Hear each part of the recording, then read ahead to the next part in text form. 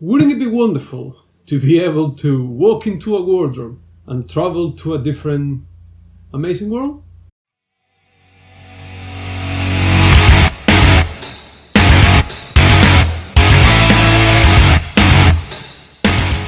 Hello, good morning, good afternoon, good evening, whenever you are in the world. It's Jose here, welcoming you to another episode of Amazing Worlds, where today I am going to be reviewing the Chronicles of Narnia series by C.S. Lewis. Now, I find this series a little bit difficult to review for different reasons, but here we go, let's give it a shot. Right.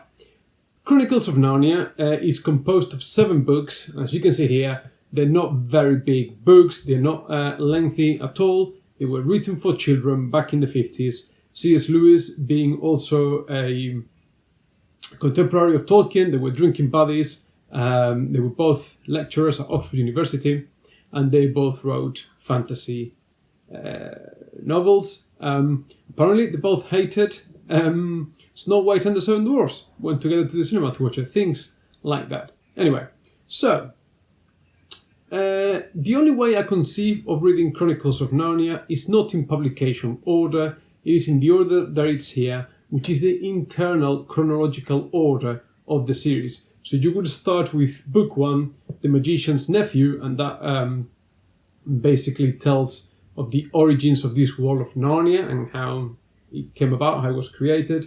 Then we got the famous Lion, the Witch and the Wardrobe, which perhaps we are all more familiar with because of the movies.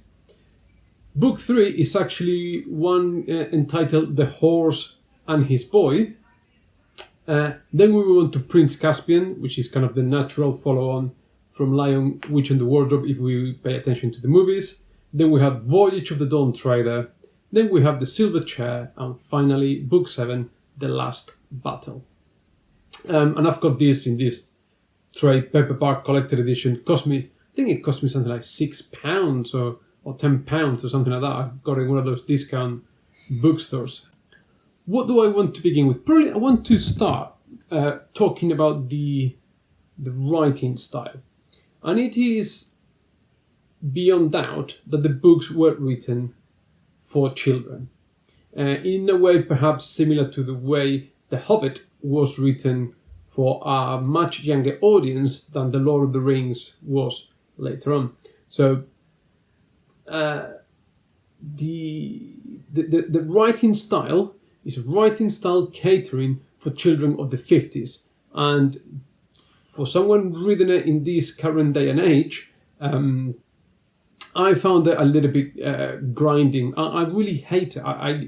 It irks me when the writer, when the author addresses the reader directly. Okay, and it will break away from the narrative, from whatever scene, whatever plot point is happening, to give you, his own thoughts, or to sort of explain to you an aspect of the world of that character, a bit like perhaps in theatre, when in older plays, an actor would there would be sort of a stop of the action, and one actor would sort of address the audience directly to express a point or whatever.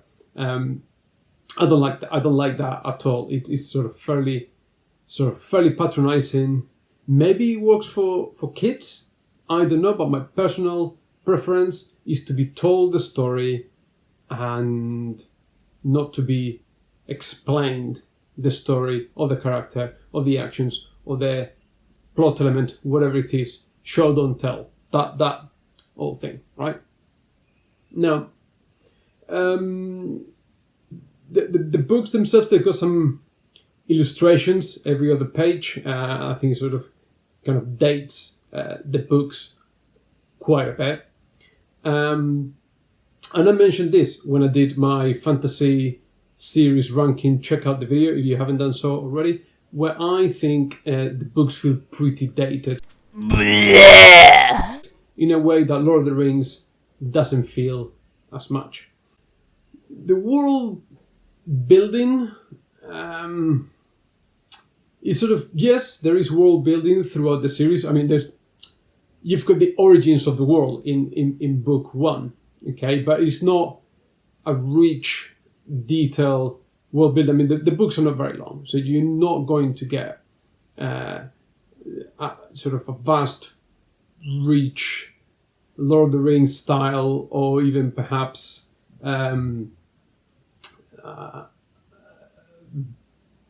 Mistborn or Fuzzy. I don't know. It's just basically fantasy for children. So world building is poor, character development or character exploration is poor as well, because it is confined to what it is, which is fantasy for children. So you cannot expect very much in terms of that. The books are iconic, maybe because there wasn't that much fantasy for kids at the time, and they brought something new. But I still think that watching it from the prism and the perspective of today, there isn't that much going on. You've got talking animals, you've got dwarves, you've got giants, you've got dragons, all this sort of stuff going on, but it's never fully fleshed out. It's never really very well developed. The books read really quick. They're very simple reads. The stories, some are better than others. I think certainly Lion, Witch and the Wardrobe, Voyage of the Dawn Treader, for me, are the sort of stronger points of the series, and perhaps Silver Chair.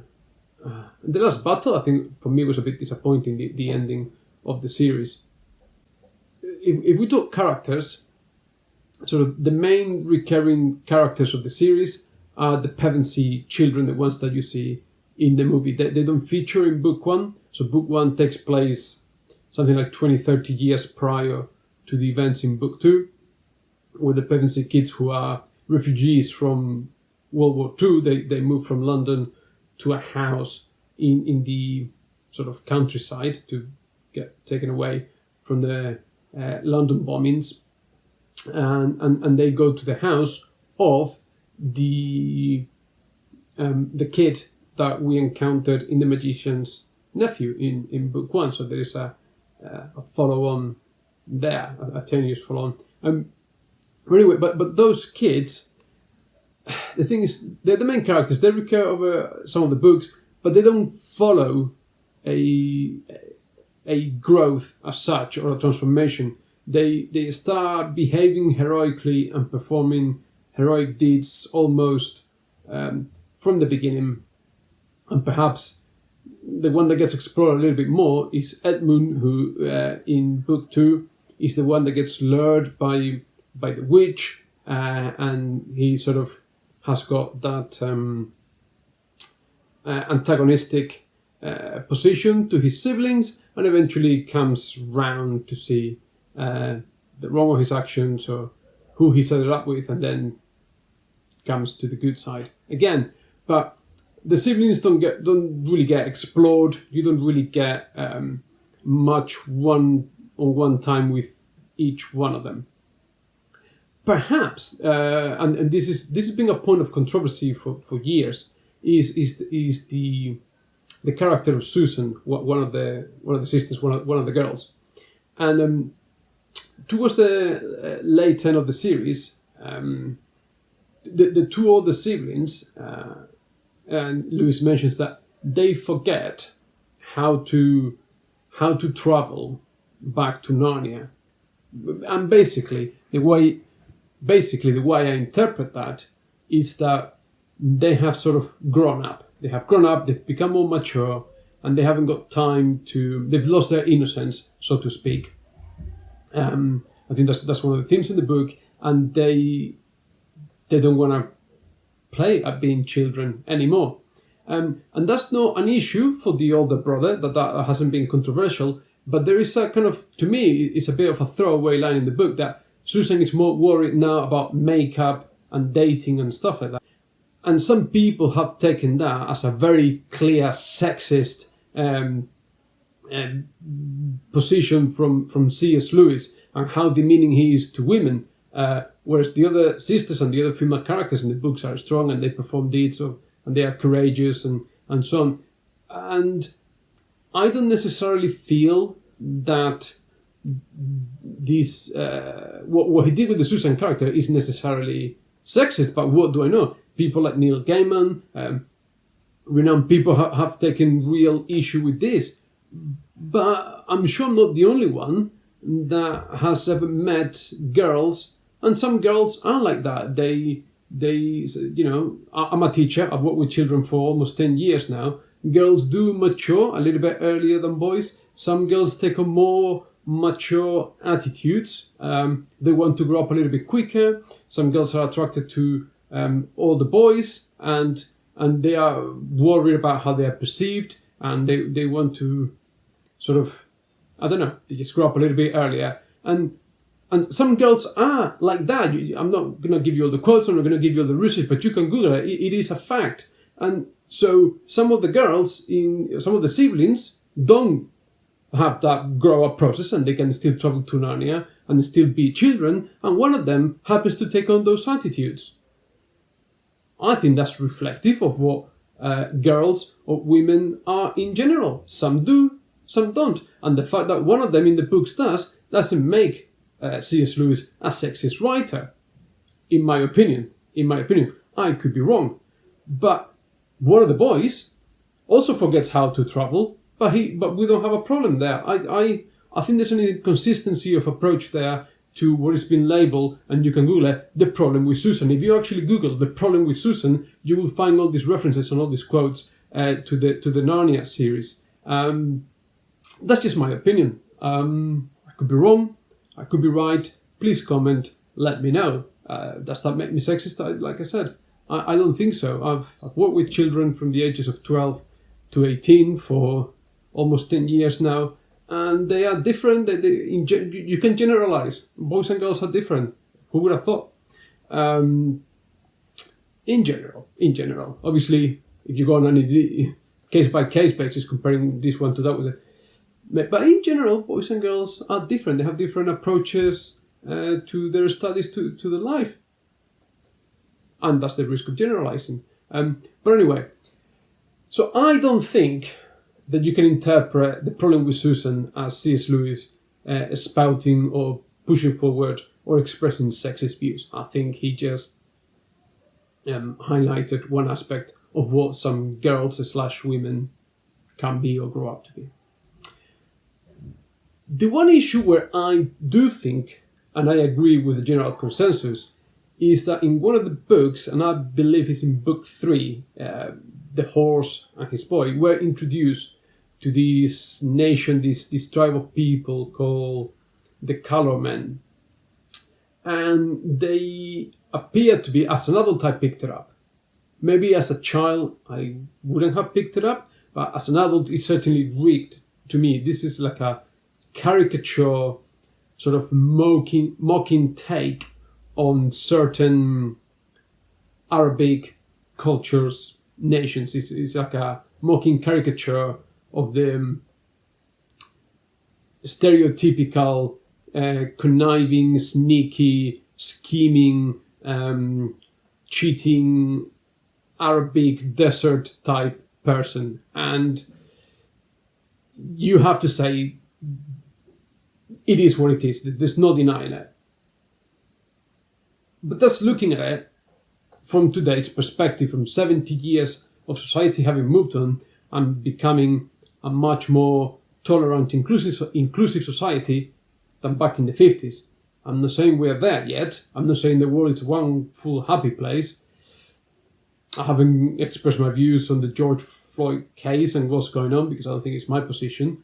Although my wife is black, my kids are mixed race, I do have my opinions, but I want to stay away from that.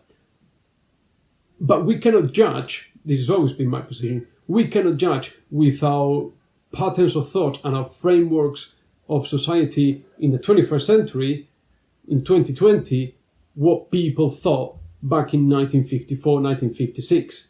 And I'm not saying that what they did is right, but at the time, sometimes I think certain actions or certain opinions aren't necessarily born out of xenophobia or racism, but rather out of ignorance.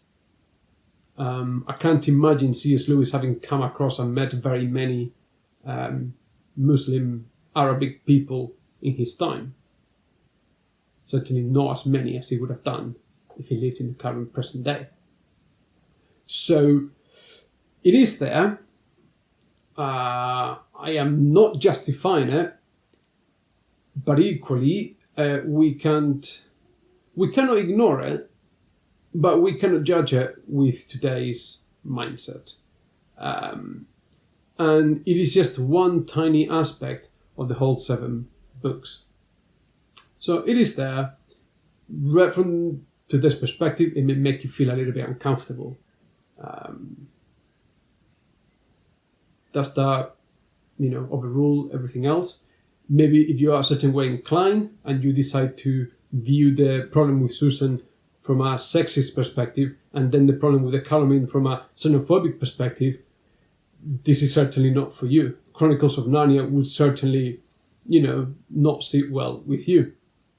And then, of course, there is the whole symbolism of the lion Aslan being a Jesus-like figure who offers himself in sacrifice to save and redeem our characters. So in that way, you can view the battle between Aslan and the witch as a good versus evil, a very Christian, very traditional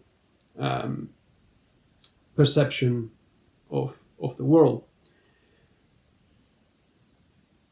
I've got my own opinions about interpretations of good versus evil and philosophies affecting fantasy, and I will talk more about this when I finish reading the Earthsea Quartet, which I'm halfway through.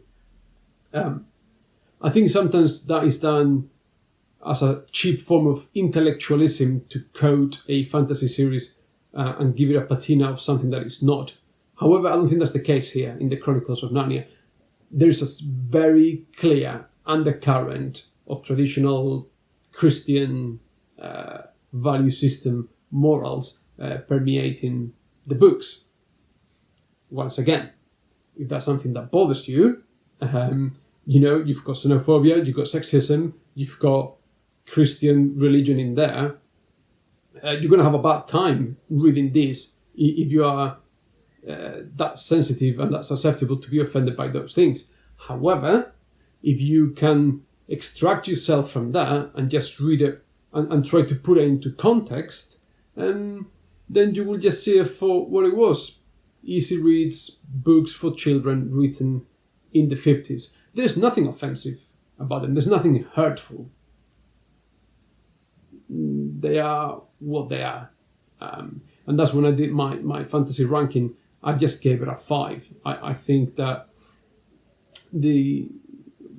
I suppose there are some things that are universal and will stand through time, like the treatment of Susan and how girls becoming women can go one way or the other. Good versus evil, but you can talk about good versus evil in any book where you have a good versus evil fight. You can, draw out that Christian religion interpretation. Even in the Lord of the Rings, I've seen people talk. I think it's cheap intellectualism. I've seen people talk about is the fight of good versus Sauron, the evil, and the fact that Sauron is in the east. Is Sauron like Hitler? Because Hitler was in the east of Europe, and it's just, it's very easy to go there, but it doesn't make you look clever if you choose to do that interpretation, because it's such an easy one to make that there's no value there. Anyway, I'm glad I've read Chronicles of Narnia. I think it's important to go back to the origins, to go back to the classics, to understand what is going on in fantasy today and the genres of the books today. However, Lord of the Rings is way there.